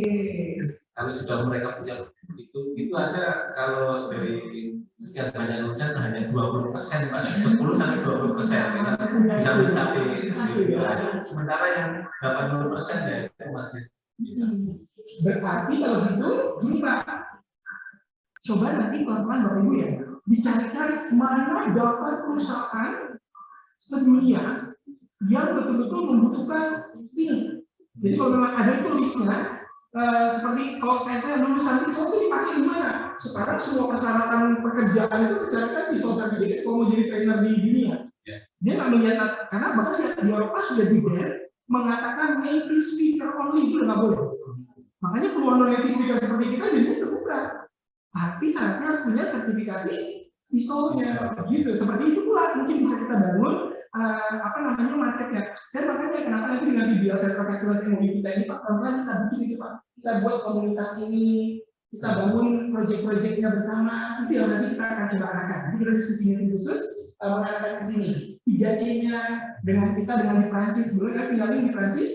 Yang bisa coba nanti kita coba apa yang bisa kita kerjasamain yuk. Gitu. Sebenarnya baru kerjasama dengan yang di Dubai, aktif kita. Dia tinggalin di Prancis, punya kampus di beberapa negara, jadi kita coba cari koneksi coba ya. Oke, jadi basically kalau bicara tadi masalah apa namanya fokusnya harusnya tadi apa namanya outputnya KSA-nya jangan ditentukan oleh dosen Bapak Ibu ya. KSA ini bagusnya kita mendengarkan dari kalau di Australia namanya SME, Subject Matter Expert. Ini orang yang praktisi, yang memakai jurusan bahasa Inggris. Jadi pengelola lembaga bahasa Inggris, direkturnya TV, gitu. Mereka diundang untuk mendengarkan apa sih yang kalian lakukan. Ya kan di pekerjaan ya, memang kerjaan ya. Oke, tapi nanti bisa kita kembali ke sana pelan-pelan dulu ya. Oke, berikutnya Bu, kita cepat setelah ini. Next. Nah, jadi apa yang harus di-include? Jadi setiap ini course learning outcomes ini adalah CPMK. Ini CPMK. Course learning outcomes itu CPMK. Capaian pembelajaran mata kuliah. CPMK ini course learning outcome. Kalau program CPR, iya jurusan, program jurusan, program studi program. Kalau local wisdom, kearifan lokal. Sampai kayak gitu Bapak Ibu. Karena dia pemakainya adalah yang pakai ini siapa? Masyarakat lokal kan? Lokal mana? Kalau di kita ada dua, lokal Indonesia dan lokal Prancis ya. Apa sih wisdom-wisdomnya orang-orang Prancis? Gitu. Sampai seperti itu Bapak Ibu. Kalau kita mau bilang hobi beneran ya, apa pelan-pelan Bapak Ibu ya. Tapi ini kan yang diharapkan menujunya ke situ. Apa sih value-nya? Apa yang diharapkan? Makanya kalau dibaca Inggris mungkin mereka lebih bersemangat gitu karena memang mereka rupanya ini kan jadi budaya dengan filmnya, Hollywood dan seterusnya kan Bapak Ibu ya. So that's why it becomes something which is very valuable ya. Oke, berikutnya Ibu next. College-wide outcomes. Nah kalau ini harapan dari kampus. Jadi standarnya dari kampus apa terhadap lulusan? Harapannya kampus. Iya, university level. Di kampus itu mengharapkan lulusan kita maunya seperti apa. Nah ini nggak apa-apa nih dari kampus ada, tapi ini yang luar biasa yang terakhir. Professional standard dan accrediting body. PISOL itu Bapak Ibu adalah organisasi pengajar bahasa Inggris dan juga sertifikasinya. Jadi organisasi dunianya namanya PISOL. Sertifikasinya juga namanya PISOL. Gitu. Bahkan mata kuliahnya PISOL, gelarnya PISOL, gelar digrinya itu MPD, MA, MID, PISOL. Sampai kayak gitu mereka membangun si territorial, provincial, and international outcome-nya. Jadi semuanya sampai begitu. Kalau itu TRI semua itu terkenal sampai gelar masternya aja, MA-nya itu juga TRI misalnya.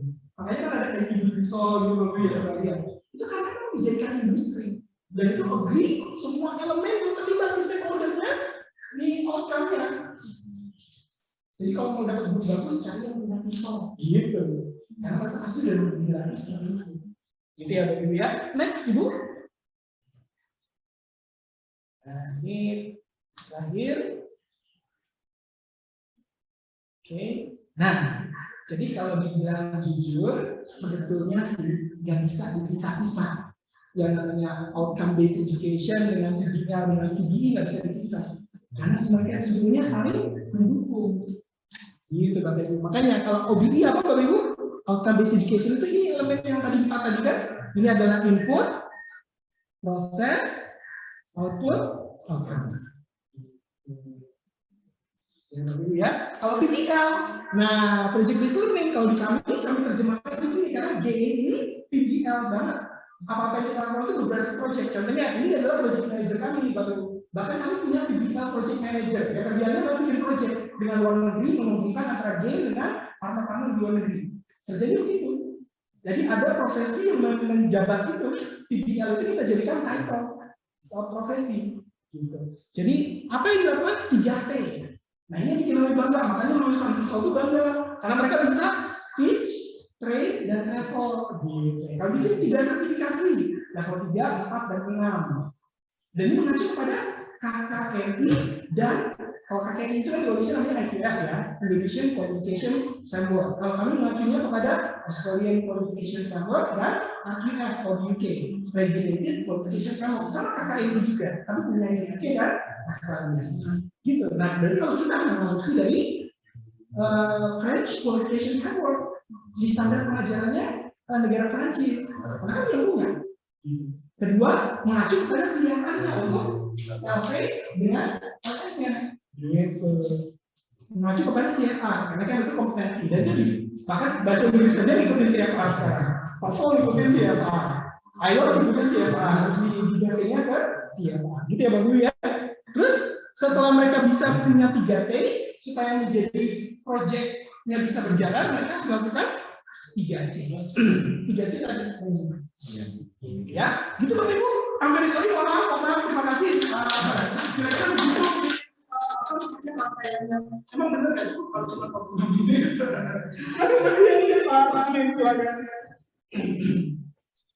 Baik, terima kasih Pak Adi. Jadi apa namanya? Sebenarnya yang perlu digarisbawahi OBE ini bukan sesuatu hal yang baru, ya kan? Sebenarnya sudah ada dari sejak lama, tetapi memang diterapkan di satu ini ya institusi yang khusus.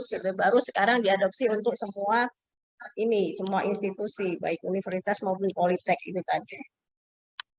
Baiklah, kita buka diskusi 10 menit. Silakan, ada yang ingin bertanya? Oh, ada yang bisa boleh. Kalau sini kan sudah ada. Oke. Peserta yang ada di Zoom, silahkan kalau ingin memberikan komentar, pertanyaan kepada Bapak Adi atau memberikan tambahan, atau mungkin Ibu Mirza yang selama ini sudah bekerja sama dengan Pak Adi bisa memberikan testimoni pengalamannya seperti apa, bisa berbagi Ibu.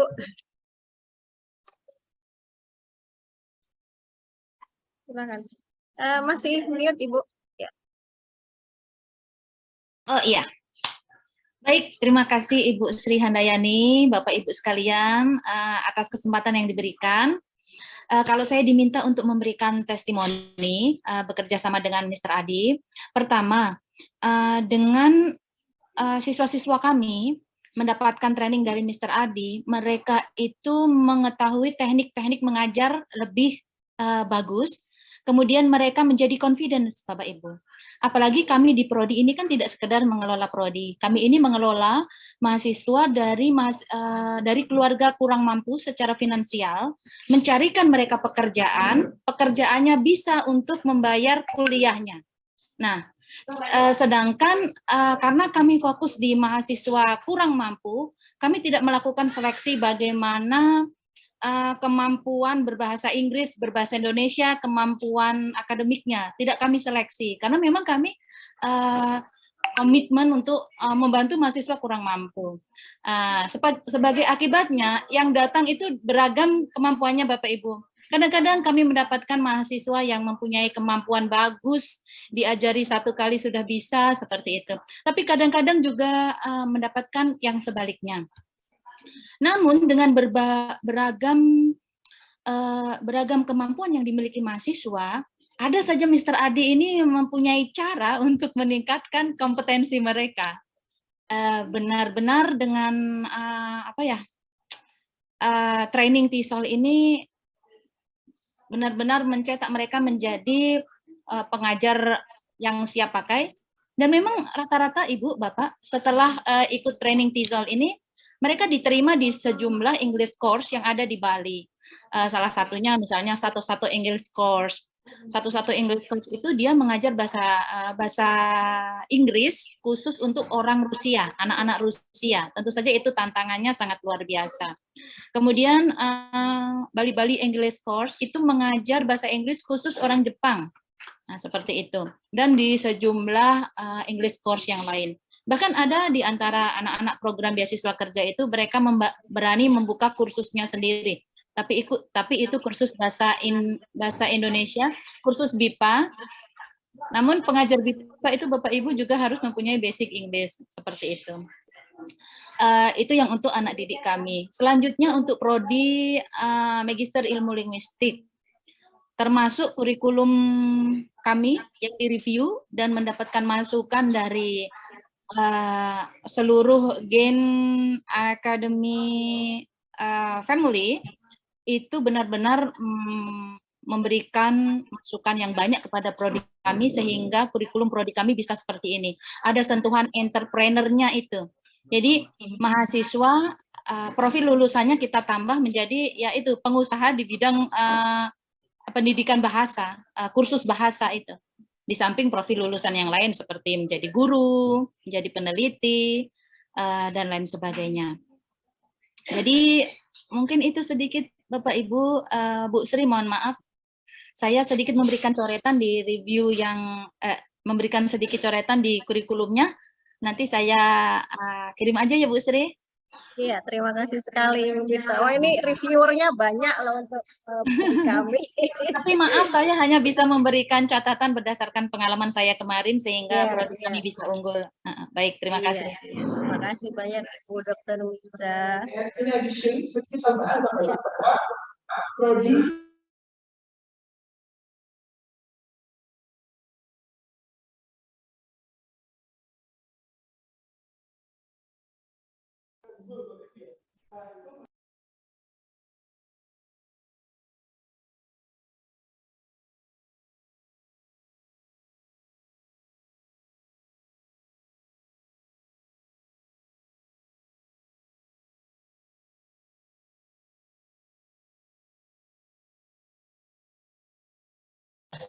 bahasa Inggris, tapi tidak bahasa Inggris bisa seluruh bahasa, gitu. Bahkan bahasa Prancis, bahasa Arab. Karena kami punya international team itu ada sebenarnya negara-negara Northern Africa, Maroko, Indonesia, itu Prancis, French ini apa namanya bilang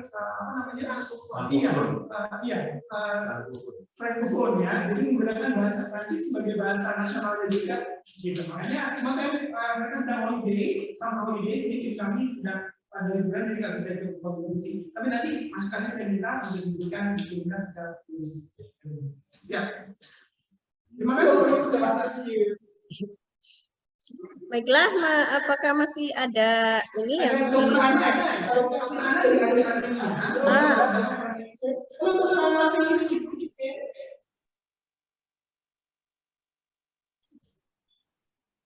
Hello there. Yes, hello there. Just the voice is echoing and I cannot hear you well. Warm greetings from Armenia. Yes, thank you, thank you. Yes, Dr. Anna, if you have any comments about the opportunities of French language teaching, or maybe international language teaching, maybe, Dr. Anna? So sorry, may I ask you to repeat the question? I couldn't get what you asked. Yeah, what about the opportunities of French language teacher in Armenia?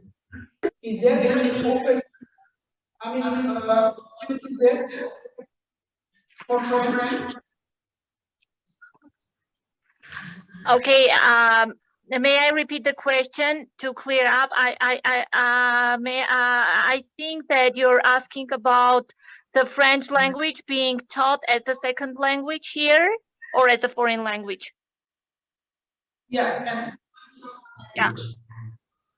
Surely, French is taught here in Armenia as the second language. No, I wouldn't call it as the second language, but as a foreign language in the alongside with English, Russian, etc. For example, when I got my bachelor's degree at university, I was taught French too, and I think that French as well as English should be totally emphasized during the education, while while giving career development of a teacher of English, because the more languages we learn, the better we improve, the more open-minded we become. And to tell the truth, for example, while sharing my experience learning French, I could find out the following. When I knew English, it was easier for me to learn French.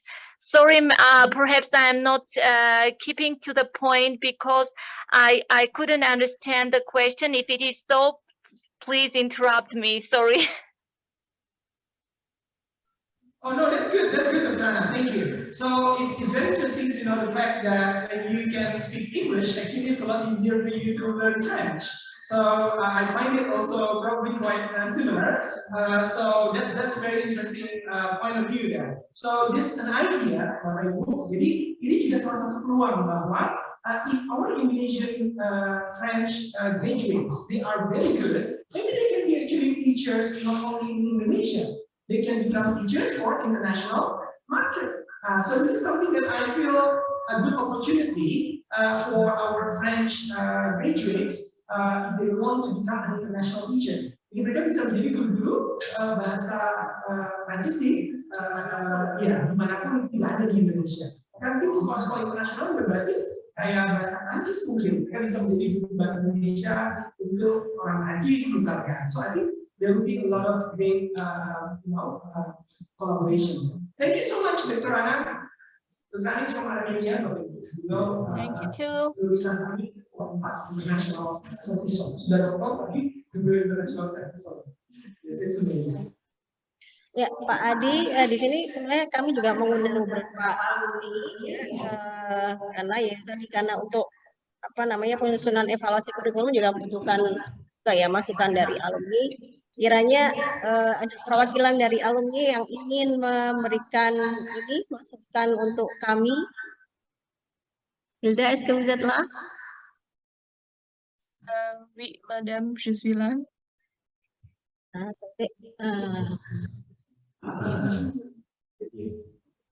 Ya, s'il vous plaît, Hilda, si vous avez une remarque pour notre curriculum. Oui, madame, en fait, oui, j'aimerais bien parler en bahasa Indonesia. Est-ce que ça va? Ça va. Pas de problème. Bon, alors terima kasih untuk Madam Yani untuk kesempatan yang diberikan pada saya. Sebetulnya dari yang saya pahami terkait kurikulum OB ini kan kurikulum yang memiliki prinsip dasar bahwa terfokus pada pencapaian hasil pembelajaran begitu ya. Kemudian kaitannya juga dengan backward design, kemudian keterlibatan belajar dan peluang yang diperluas, artinya memfasilitasi kesempatan belajar yang luas untuk mencapai hasil yang terbaik. Namun dari sisi saya sebagai alumni, sebetulnya saya menyoroti terkait keterlibatan belajar mahasiswa selama proses pembelajaran. Berdasarkan pengalaman saya, baik selama berkuliah di UNES maupun di UPI, saya sebetulnya mengkritisi terkait kurangnya dorongan terhadap mahasiswa untuk menciptakan komunikasi yang aktif di lingkungan kampus seperti yang tadi mungkin sudah sedikit dijelaskan oleh Pak Adi.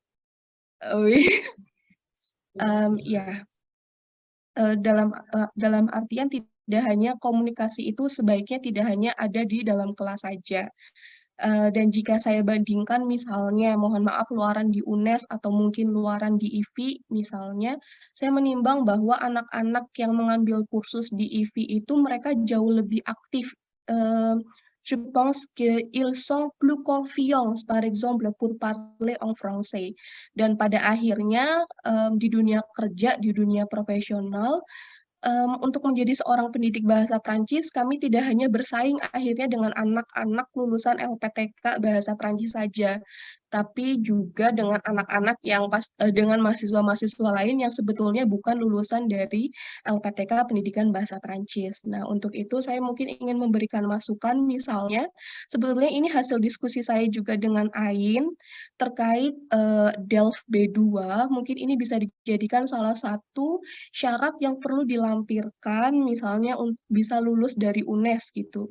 Jadi sebelum sidang gitu harus mengumpulkan DELF B2 begitu, karena kita tahu kalau DELF B2 ini kan sekarang menjadi salah satu syarat sertifikasi untuk menjadi pembelajar, jadi pendidik bahasa Prancis di misalnya entah itu di IFI atau mungkin di beberapa lembaga lainnya. Kemudian yang kedua mungkin kaitannya dengan penerapan model pembelajaran yang lebih mendorong partisipasi aktif mahasiswa sebagai aktor dalam pembelajaran. Kurang lebih seperti itu, Madam.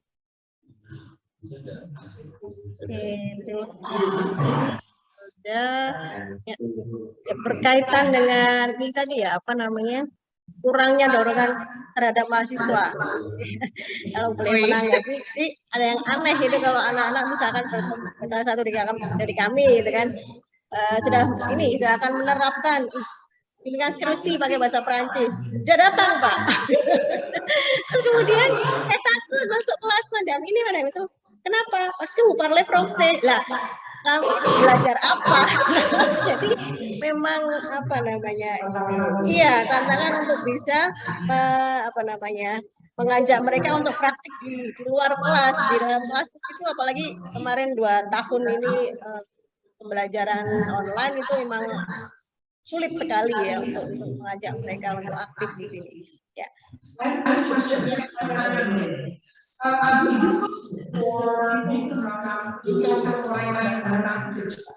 Itu dari tahun mereka masuk, everybody semuanya jadi semua dosen itu cuma ngomongin bahasa Prancis semua. Itu mungkin kalau seperti di jurusan apapun di Indonesia juga belum begitu sih, itu jurusan bahasa Inggris. Cuma maksud saya kira-kira apakah itu memungkinkan untuk membangun environment seperti itu? Dulu, Pak. Yang pengarang ada ya kalau biologi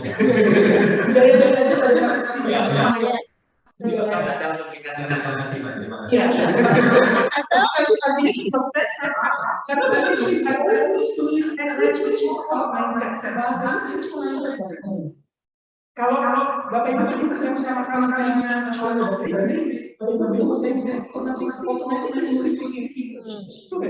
Otomatis mindset sudah bahasa Inggris. I always believe that. Jadi kalau misalnya saya begini, everybody gets important. All these speak Mandarin, so when you go to your department, they all speak your language. Automatically, when they come to the university, it's automatic. The thing is, all these people, I cannot speak English in German. Automatic, because this is the beginning. They speak English. Jadi bahasa itu cuma agak sedikit kamu masih cuma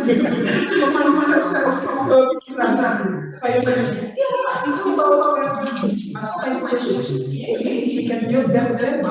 So in UNES, when they come since the day one coming up to UNES French department, only French. Everybody says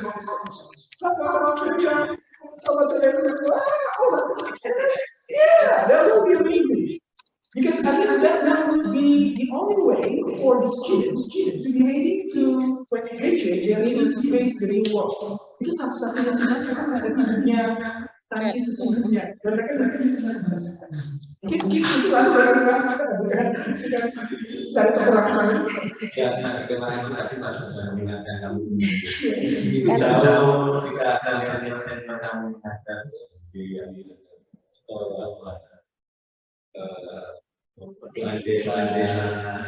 pasti ini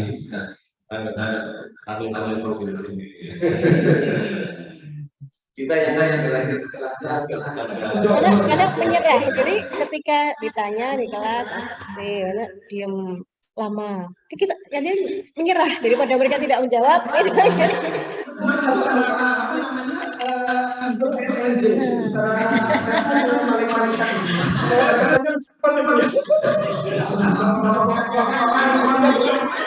Sabar ya, selesai. Wes, ayo. Kalau gurunya nggak sabar-sabar, maka semua kami ya, boleh ada sama-sama yang di Indonesia, walaupun dia nggak ngerti, tongkrongnya sampai jadi mereka terpaksa dalam situ karena pushing your students higher. Kalau kamu katakan kita itu dari otot-ototnya, buat memang para warga. Ya, hilang, tidak. Memang harus menghadapi ekstra. Tantangannya, ada ya. Oh, bisa. Karena itu alaminya. Jadi bisa Itu juga membuat bertanya-tanya juga apakah itu kasus di bahasa Perancis atau di bahasa lain juga. Gimana Pak? Sama Pak?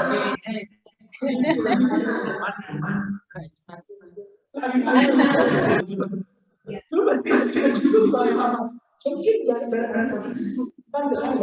exposure kan ketika akan Korea juga akan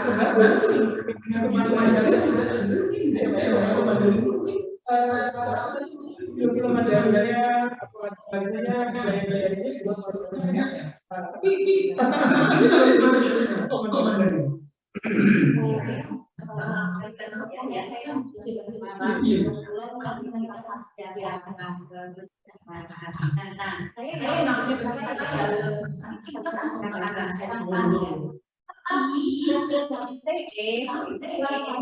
Indonesia.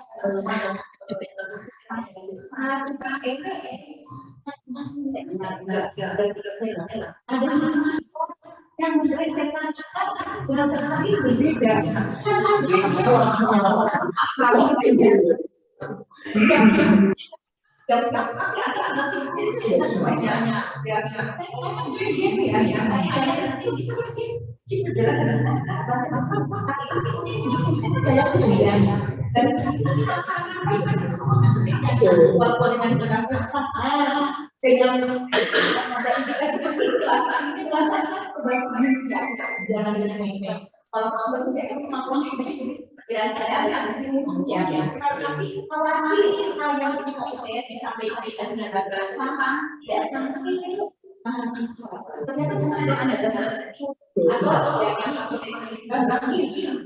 Penjelasan saya dan menggunakan bahasa apa untuk selasa-selasa apa soal yang akan sampaikan dengan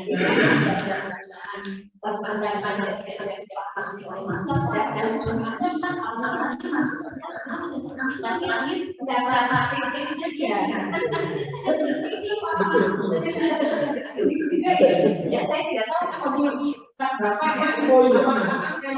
menjelaskan aspek sendiri ketika UTS atau habis semester apakah biasanya kita tahun pertama sudah mengatakan tahun pertama itu PNS-nya sangat mengajarkan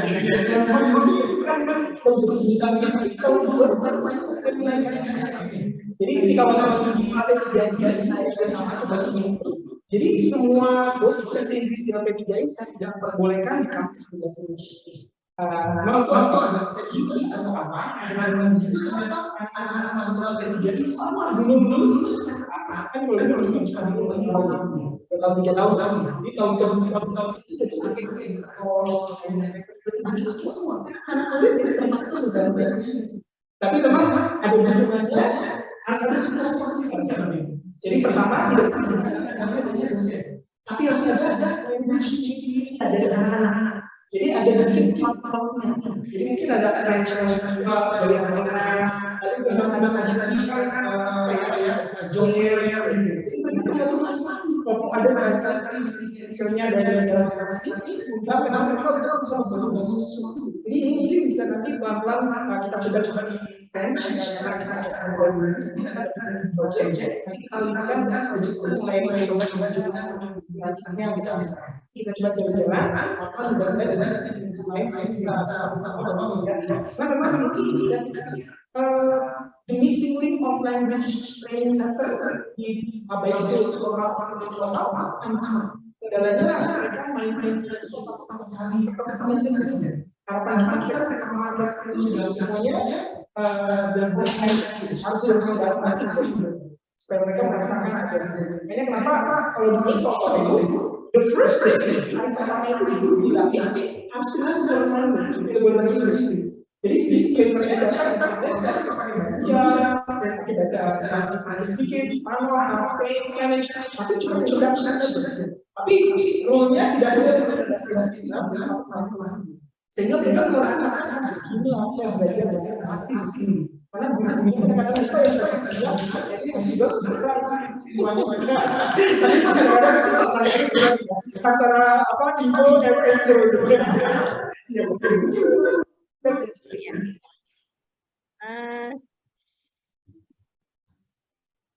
dia masih ada catatan lagi ya?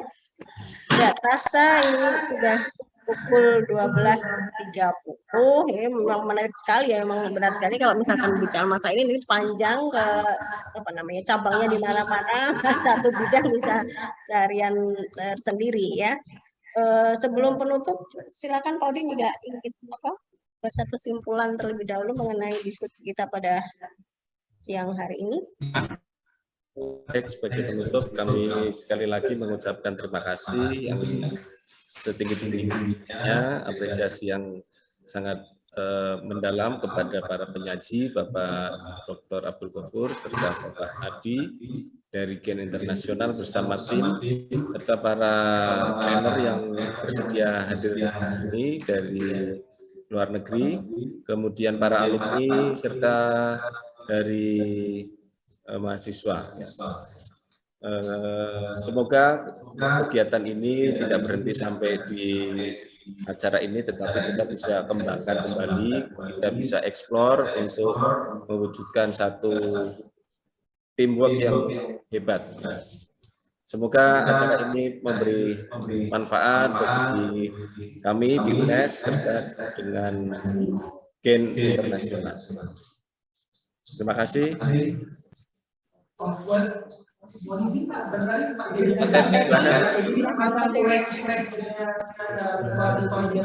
Oh ya, silakan Pak Teddy.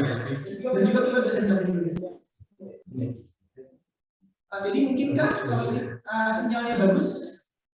Atas waktu yang kesempatan sebelumnya saya maaf ini udah waktunya tadi akhirnya memang saya ingin menyampaikan sedikit share Bu untuk institusi dimanapun memang kita memberikan suatu materi ya yang tujuannya untuk tadi ya aims-nya adalah practical ya. Yang pertama saya setuju sekali dengan alumni tadi ya mengenai komunitas. Jadi kita create global dan local community di kampus, di institusi dimanapun kita memiliki suatu organisasi. Jadi itu kita create ya banyak mungkin daily, bisa weekly atau monthly ya seperti itu ya. Kemudian setelah terciptanya suatu komunitas yang memang benefit for students. Nah, kemudian kita adakan lomba-lomba ya semaksimal mungkin ya. Artinya kita menciptakan kampus kita kualitas yang kita miliki ya keluar ya, sekaligus juga kita ingin merambah kepada komunitas di luar ya, apakah memang kita lihat ada suatu kelemahan, ada suatu tambahan yang suatu masukan yang perlu kita adopt ya. Nah, seperti itu kira-kira. Yang berikutnya sebenarnya ini atau institusi ini merupakan bridge center ya untuk link kepada tadi ya institusi-institusi yang bergerak dalam bidang bahasa ataupun company-company ya yang berhubungan dengan major kita. Seperti itu. Ya, terakhirnya kita sepakat bahwa yang tadi disampaikan juga, ya, kalau memang ingin menjadi suatu the best graduated from the institution, ya, one institution, ya, sebaiknya ciptakan peluang pekerjaan, ya. Nah, seperti itu ya, baik ciptakan kursusnya atau konsultannya atau translatornya, ya seperti itulah kita perbanyak. Itulah hasil daripada outcome yang menurut saya yang akan diraih atau dicapai. Itu saja Bapak Ibu. Terima kasih atas waktu dan kesempatannya. Semoga Bapak Ibu sehat, berkah, dan sukses selalu. Terima kasih. Teddy atas masukan dan doanya kami. Baiklah, selaku moderator saya tutup acara diskusi hari ini. Mohon maaf jika ada sesuatu yang kurang berkenan. Saya kembalikan lagi kepada Ibu Ria. Terima kasih Pak Adi. Terima kasih Bu Yoni sudah menjadi moderator untuk acara workshop pada hari ini. Terima kasih sekali lagi kepada pemateri 1, Pak Abdul Ghafur dan Pak Adi yang telah berkenan memberikan ilmu yang sangat bermanfaat bagi kami. Sudah kita di penghujung acara, yaitu penutup, kita tutup acara hari ini dengan bacaan hendak bersama. Baik Bapak Ibu, saya mengingatkan kembali untuk para hadirin yang hadir di Zoom untuk mengisi link presensi yang sudah saya bagikan di form chat. Baik, kemudian saya sebagai pewarang mohon undur diri. Apabila ada untuk kata yang tidak berkenan di hati para Bapak Ibu, saya ucapkan sekali lagi terima kasih kepada segenap panitia, pemateri dan peserta yang telah berpartisipasi dengan baik pada acara ini. Semoga workshop ini bermanfaat dan sampai jumpa di acara selanjutnya. Jaga kesehatan. Au revoir. Assalamualaikum warahmatullahi wabarakatuh. Thank you so much, Dr. Anna, Dr. Mirsa, and Teddy, and everybody from me, and all the alumni and lecturers. Terima kasih banyak.